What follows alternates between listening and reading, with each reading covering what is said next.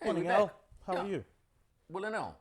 Back Good, in, man. back in, back in the, Back in the the land swing of of the living. things. Exactly. Yeah, absolutely. Been a Having hectic week, eh? just Wow. just come down from a trip down to Durban. Do you even know where you are? It's been doing a lot of traveling. I mean, Yeah, that's no, it. for sure it has. It's been a crazy week or so. It affects one's mind. Yeah.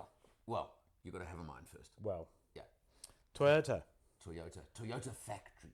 unbelievable. So I have to confess that this is a difficult story for me to cover because Yeah. I didn't fully understand the level of devastation that they had there. I don't think anybody did. So just to put it in context, what happened was on 12th April we had some flooding down in Durbs. Yeah. Then we had some overflow from a dam via sluice gate. Yeah. And that basically overloaded the floodplains below it. Well, it overloaded the canal, which then Dumped. literally broke and nailed the floodplain. And it just went through all 89 hectares. 89, 87 hectares. close You enough. see, me and figures. Huge number of hectares Yeah, yeah. of Toyota. But it with wasn't the water. It wasn't 600 the water. millimeters of mud. It was mud and sludge. Mud. Yeah. And that in a mechanical assembly line is probably your worst case scenario. Correct. It's your absolute, that's the last thing you want other than maybe fire. And the other thing that is very significant is it literally came through in something like 45 minutes. Minutes, yeah. Well, put it this way, the devastation happened in 45 minutes. Apparently it was like a wall coming down. That's, That's the... it must have been terrifying. The tour guide on my section Yes. actually was the guy who was sent in at 6 in the morning to check because apparently he lived closest and the roads were already a problem. So they sent him through because they had 300 mils of rain in a couple of hours. Yes, that's right. Let's yeah. get that Yeah, context. that was what started this The whole natural process. side of things. And then the dam overflowed. Correct. And then Yeah. we had this tsunami, So literally, he of was mud. sent in at 6 in the morning. Yeah. And he apparently phoned and said, it's bad, but it's okay. We can run the shift. We can open the factory. Phew. And 45 minutes later, he had to climb onto a roof because all communications were down and get the message out. We got to shut the factory and we got to shut it now. There's nothing left. Well, virtually, yeah. It's all underwater. But now, So, let's put the next context. yes. You've now got 4,000 vehicles affected, approximately, completed and on production lines Yeah. that were on floor level. Yeah. Plus You all, had- plus all the spare parts that were on floor level. Yeah. And then you had all the machinery Which was from the killer, factory. which was the killer. So you Which was actually the think problem. think about it. You've got an assembly line, so it's Yeah. a whole bunch of different machines at different components at different stages, and basically each of those machines has a PLC, a set of electronics Yeah. that drives it. That's complicated and specific to that machine. And it's important to understand that these are not off-the-shelf components that you just go down to your local DIY to buy to replace, as one would in the event of a mud-soaked Right, yeah. mud-soaked event. So you've got that. You've got all the mechanical aspects to these machines, like robots and things that have got intricate moving parts. And if mud gets in there, it just grinds them into a fine slush, which is exactly what happened. You've got the chains in the ground that actually move the assembly line. So, what, 90,000 ball bearings apparently that were affected? I yeah. think probably I know add they a zero quoted onto a that. number, yeah. They had a line of about 95,000 different parts that they needed, Yeah. and they had to order considerably more than that. But what I want to just... So that was the devastation, It was- factory ground to a halt. How do you know, and you look at this a little lot and you understand that, I think as Dave was saying, a chap I was having a one-on-one with was saying that they didn't actually understand the full size of this elephant that they've now got to eat one bite at a time until Apparently it took a week nearly later. month. Yeah, I yeah, heard yeah. nearly a Just month just to actually understand discover. where they Because where each they were in time this. cleared one layer, they discovered a Discovered layer another, under it. And that's exactly. what, a lot of what happened. Because you get the mud out and then open each machine, each control box, each thing, and oops, look inside here. Yeah. And that's what kept happening. And also, Yeah. it's not just the 600 millimeters. It doesn't sound like a lot, but it's probably a good 70% of everything that's in that factory. You've got water and condensation above that. Well, so they can besides- also but I'm affect sure they things. pointed out to you those red lines Yeah, all yeah, over all- the factory of where the high water mark was, was. yeah. And apparently, by the way, again, I was told it went a lot higher than that. That was where it subsided to. when they could get back inside. So you could probably allow another 50 to 100 mils on Above top that. of any figure you actually saw. But Crazy. That was the first crazy, thing. crazy, crazy. That's the devastation. Yeah. What I think is more incredible, and obviously we each had different impacts of what we were being shown and told. Sure. But what impacted me more than anything was the reaction. Well, that was exactly it. And There was no, despair, throwing up hands, that's it. And now you've got to say, and this is, I believe, every company, the whole ethos and attitude of a company comes from the top. I was about to say exactly the same thing.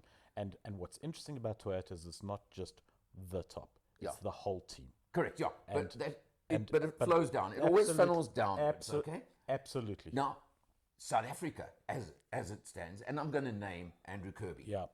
CEO and President of Toyota South Africa. Take okay? take a bow. Take 10 bows. No doubt, his whole philosophy, attitude to the team flowed down, number one. But then let's go a step above. Within hours, Toyota Japan, Unbelievable. Akira Toyoda, Yeah. who is president internationally. Yeah. Okay?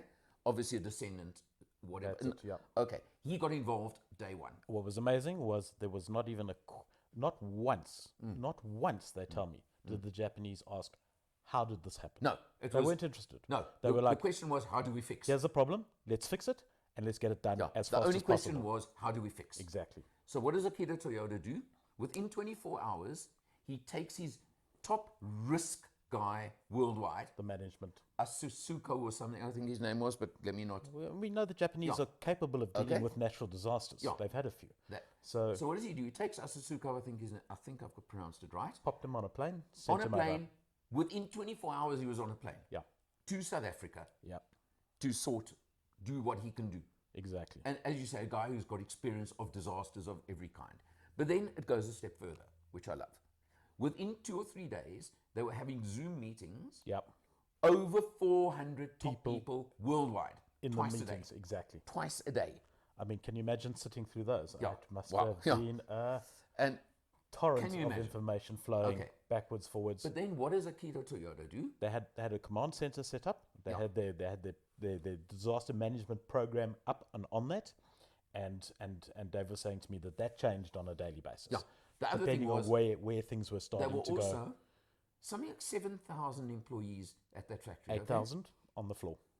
Right. Now, their first task for the command center They found every single one was of them. to make contact with every single person to check they were right. Yeah, and there was Not no loss one- of life no, at all. no. which is The- in itself A number of people quite a miracle. whose homes were damaged, some destroyed, whatever, and Toyota South Africa are assisting. Yeah. Right. But, okay, take that out for a minute. Where I want to go with this now Yes. is, now you got Akira Toyoda. He sends Yeah. Asusuko out. There. They get the worldwide, and I'm using the word deliberately, Toyota family Yes. gets involved. Every plant in the world. Yes. And Akira Toyoda says, I don't care what projects anybody is doing They called a halt in the world. They called a halt to all their global projects. They didn't call it a halt, but they said anything South Africa needs Goes. takes priority over anything you do. Exactly. So it's all hands Whether on it was deck. parts, whether it was, it doesn't matter what it was. You know, they flew over 200 engineers into South Correct, Africa. yeah, yeah. Because the issue with, I was thinking about it, why did they fly 200 engineers into South Africa to help out on this? It's because you needed to repair all of the plant all at once. Correct, yeah. And when you're building a plant like this, you build it in phases. So you don't need as many engineers. But now you've got, as you say, all hands on deck. Look, do you ever need engineers? Well, we are God's chosen race. But it's a case of to be able to do all of this simultaneously, and then also when we talk about the Toyota and use the word family, it's not just the Toyota branded paid employees; it's their supplier network. Well, now that comes the next step. And they didn't lose a single supplier over this. They didn't lose a single job over this. And the reason why they didn't do that is because Toyota looked after all of it. Okay, but now the flip And that's side of that impressive. one, the flip side of that one, and it's because family relationships. Yeah. Their suppliers that were within South Africa, within the local area, Were on that plant. hundreds and hundreds of their staff were in that factory for the initial cleanup phase. Pushing mud, stripping So, things, yeah. using toothbrushes to Whatever it was, clean their components that apparently they for know week to sort it after out. week, Yeah. those guys were in the Toyota plant. Andrew in his one-on-one with me actually mentioned, I said to him, what is your fondest memory out of this? I mean, it's soon, and I accept it soon. And to give him his kudos, he thought about it for a long time. Right. And he said, the one thing that actually stood out for me, may not be my favorite memory, is one thing that stood out for me, was I was in a meeting with all the Toyota grey suits, sort of sitting around talking about one thing, and there's a chap in a blue suit. And he could not tell he was not actually from Toyota because he spoke Toyota, he understood Toyota, but he wasn't from Toyota, he was one of their suppliers who'd mucked in and just enmeshed so integrating into the team. He was leading the operation. So and that does speak to me about a sense of how Toyota were able to get their community, literally the community around them, to integrate to help them sort this problem out. Okay, now, you That did a doesn't one-on-one that doesn't happen easily. You did a one-on-one with Andrew. Yeah. I specifically did a one-on-one with Leon Turon. Leon. Their senior vice president of Sales and marketing. Okay, because now, there's the factory. There's what happened to the factory. Yeah. But now, just because we were both there, it was nice to get Have a two chat. different points of view. I looked at very carefully, how's it affected Toyota South Africa from a sales and marketing point of view? They're down 70,000 vehicles over the time frame. Of this. Well, they reckon they're going to lose 70,000 units production for the year, for 2022. Yeah. Okay, so we've got that that's fact. just- And we're talking, it's about 25 to 30% of the annual production. And that hits him directly in his Correct, yeah. his realm. Well, besides that, I think it was March, they sold in South Africa. We're talking South Africa because there's a lot of export production from that factory, mainly Hilux. But so we're talking South African sales now. Yes. And I want to bring this in because it is so important. 15,000 units, 30% of the South African market. Yeah. Now, they lose production of Hilux. That's the total market, yeah. They lose Hilux, boom. Yeah. Okay. They lose the taxis, the Quantums. They Fortuner. lose Fortuner, which is a small, that's the minor, but okay. But no, importantly, they lose Corolla Cross, which was moving about 13 to 1,500 units a month. Okay. And they lose Quest. Yeah. So they lose all of those for 4 months. Yeah. Just They, obviously, gone. there was a bit of stock around, for example. And this was interesting because the July sales figures said they moved 1,300 Hiluxes. And I asked Leon specifically, how did that happen? And he said there was some dealer stock. And also, that factory is so big. I mean, they produce whatever the number of cars is on a day. He said, luckily, a lot of that factory, the stuff's up in the air. up in the air, yeah. So Yeah, they had moving on the production lines above ground. And he said, obviously, all those units were savable. were savable, well, weren't affected. Yeah. The issue was the parts that weren't on them yet. So it depends at what stage of production they were at. But that's why they could still flow some Out of it. units out. But July, from 15,000 units in March, they dropped to 7,000 in July. Yeah. And about a 16% market share. So what happened was when I had my one-on-one with Leon is he said that he obviously Japan was like, well, how can we help? The only two words he said to him was send cars. Yeah. Well, so that's where I'm coming he got almost double his normal allocation of imported They units. literally So they pulled stock, from like they were pulling factory production equipment, parts, whatever. They pulled cars from in the same way from wherever. and it didn't matter if you were in the States or whatever it is, you sent your cars because Correct, that was what they just needed diverted, to get done. They just diverted units that's to it, us exactly to keep that. those numbers going. Exactly that. I asked Leon what his favorite memory of this particular little incident was, and he said, it's one of those things where you are reaffirmed in your relationships with your customers. Yeah. One of his big truck customers who buys a lot of trucks. I mean, I can't divulge the number, but it was big. So on the Hino side, probably. Yeah. Just said, it's fine. Oh, they lost production of Hino trucks, by the way. Sorry, just to. And those, I mean, these are big numbers. Yeah, These are not, not paying 100,000 rand for a truck. So his customer just said to him, listen, Leon, we understand. We trust you guys. You'll get it right. Don't worry, we'll wait. Well, an interesting And I point. think that says something that you've got that kind of a relationship with your supplier and your What customer. they did, something they did, and this is great, is now we're talking fleet customers here. We're not talking Joe Average in the streets, all right? What they did there that was amazing was They're big fleet customers who were supposed to replace cars over the last 4 months. 4 months, yeah. They went to them and they said, okay, fine, we will extend your service plan Yes, until we can replace the car. yes. Now, forget the cost to Toyota, because all this They costs must- money. No, All of this costs. But they were basically saying, your service plan's supposed to end in May. yes, we'll extend it to August. So you had to replace the vehicle in May. Yeah, yeah. Okay, fine, we'll replace it till we can give you the vehicle. Yeah, yeah. So that's how they stopped losing sales Sales, to yeah. opposition, for example. I still think it's going to hurt, but the simple fact of the matter is, Yeah. is that they were up and running 17 weeks after this thing hit. Yeah. 17 Well, weeks. that is the most Not months, incredible not part of years. the whole story. weeks. Yeah. And so how did they manage to get that right? And I think Dave was brutally honest with me when he said, the issue with it is simply the fact that they understand they're still going to have problems. They haven't managed to replace all the parts yet. They're they about gave us- they gave us 80% of the way schedule. through. There were So- 77,000 parts. Different parts. Yeah, different parts, not one of. Yeah, but no, there different may be parts 10 that or needed 20 of, replacing. yes, exactly. When we were there this week, they had about 45,000 of them received. Yeah. So that's only 2/3. Yeah, yeah. So Yet they are running the production lines at something like 85% 85%. capacity so far yeah. on on bits that they've refurb parts. that basically, yeah. basically they've had to re-clean. That normally Correct, will yeah. be scrapped, but because the part is critical and they can't get a new one, they've had to Well, make a lot plan of the and make parts it they work said could take up to a year to replace. to replace. Yeah. So they're running on refurb. But what's interesting is they've said, even though the parts are running, they are going to replace them. they're going to replace them anyway. Yeah. Yes, correct. So because obviously Correct. they And can't predict the life of the refurb parts. And on that replacement thing, I found it amazing. It was a case of that anything that was vaguely near that water line or vaguely near the plant, they scrapped. yeah, there was no discussion. They scrapped. There was no issue. Spare parts, the Yeah. parts bins themselves, they just scrapped the lot. Boom. Yeah.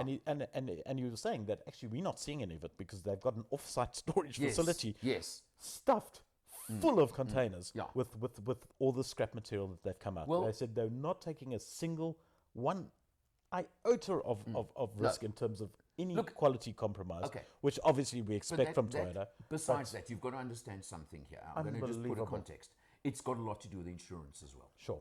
Okay, so there is that side to it, but it's also their call on their quality on what they're doing and everything else. Okay, Can you so imagine being the assessor going along and saying, this is what we... I don't want to be that guy. I tell you that. But look, from what I understand, they obviously have incredible relationships because they've obviously had incredible cooperation from the insurance already along I think the way. Bonwin was saying that this is going to take upwards of a year and a half to sort out. Oh, yeah. In terms of the paperwork, yeah, I can't imagine. But- so imagine the impact on their cash flow, and that's the other thing Japan did was they just said, well, here's the vault, it's open, Yeah. take what you need, Take the loan you need. take the cash, Yeah. spend it. Look, that goes back to It's from a total now financial point of view, losing about 1/3 of your annual production.